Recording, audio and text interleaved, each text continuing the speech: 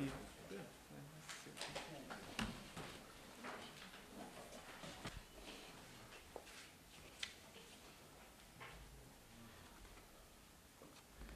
Well, I've already used my best French with my bonjour, so the rest en anglais s'il vous plaît. Je sais dire que bonjour en français, donc le reste ça sera en anglais, s'il vous plaît. First, let me open by saying how delighted I am to be here in Algeria. And it's certainly my pleasure, and I'd like to thank the government of Algeria as well as the staff of the embassy, thanking the government for inviting me here, and then the staff of the embassy here with our great ambassador for facilitating this visit. This is my first visit to Algeria as the commander of the United States Africa Command, and I'm excited about the bilateral relationship between the United States and the Algerian military. The command is committed to strengthening and expanding this relationship and working with Algeria in a number of ways regarding mutual security cooperation interests. As recently as last week, a team of U.S. doctors came to Algeria to conduct a program designed to assist the Algerian military medical command in effectively responding to large-scale natural or man-made disasters in Algeria and in the region. In October, the USS Arleigh Burke visited Algiers and participated in joint naval operations with the Algerian naval forces. As you know, my command is a relatively young organization, but the United States military's partnership with African nations is not new. The United States has been working with African partners for many years, and what my command has done is to consolidate all of that work under a single headquarters that has a long-term focus on supporting the security objectives of African nations, because a stable, more secure Africa is in the best interests of Africa, the United States, and the world community. And we are all about enabling Africans to build a stronger Africa for Africans.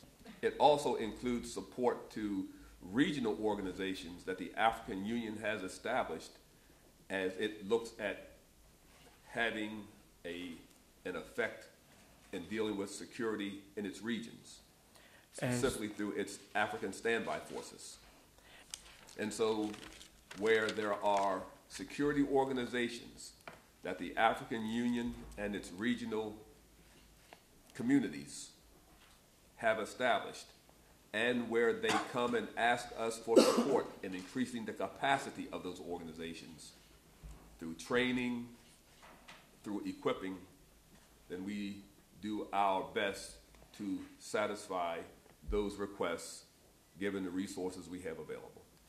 Bonjour. Bonjour.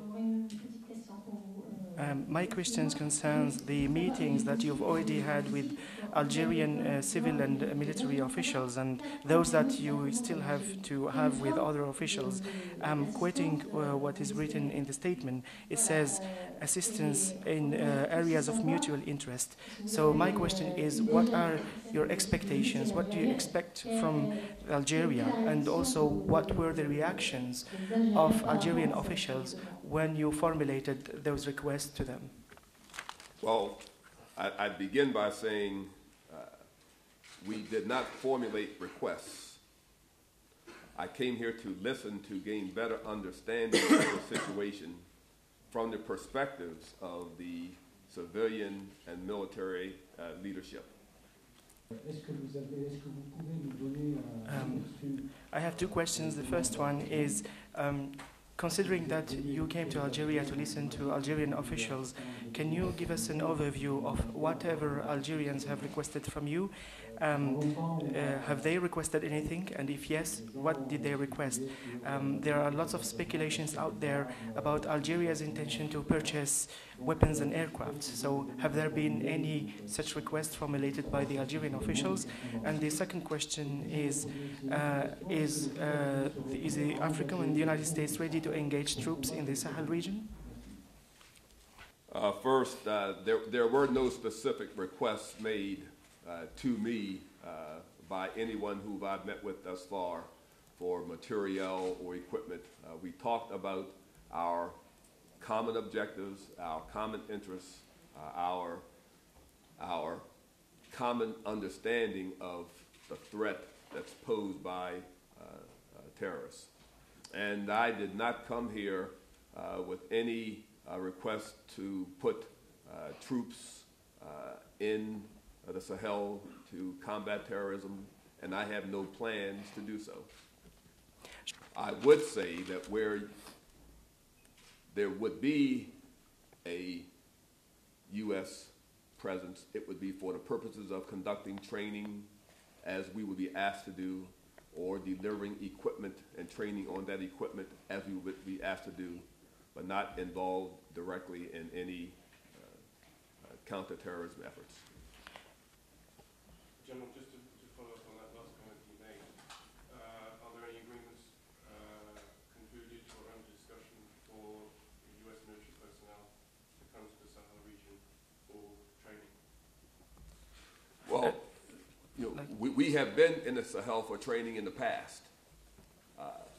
We have conducted exercises. We will continue to conduct exercises. Oh, I'm sorry, you may want to do. No, that's okay. You can continue. Okay. And so, our partnership with our friends in the region, that partnership does include exercises and training. And when that occurs, there would be the potential for U.S. personnel to participate.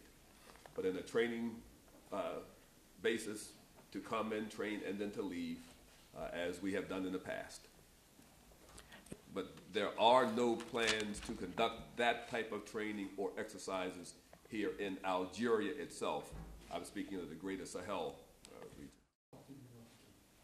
region. Considering that Morocco is not part of the African Union, does AFRICOM has a specific partnership with Morocco?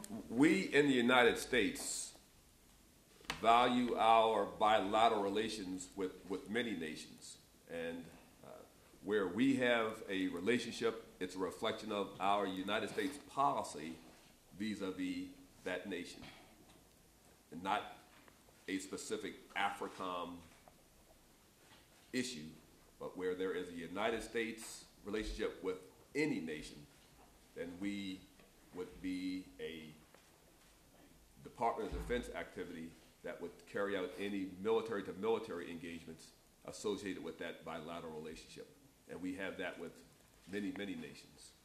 They want a clarification concerning an expression which is included in your opening remarks, which says the United States can help countries of the region, including fight violent extremism. So does that mean that only counterterrorism, or what do you mean by violent extremism? Does that mean it does not mean engaging troops. Violent extremism, in this case, I'm referring to countering terrorism. Right. And I use the violent extremism when innocent civilians are targeted and attacked. So, merci beaucoup, shukran, et ma salama.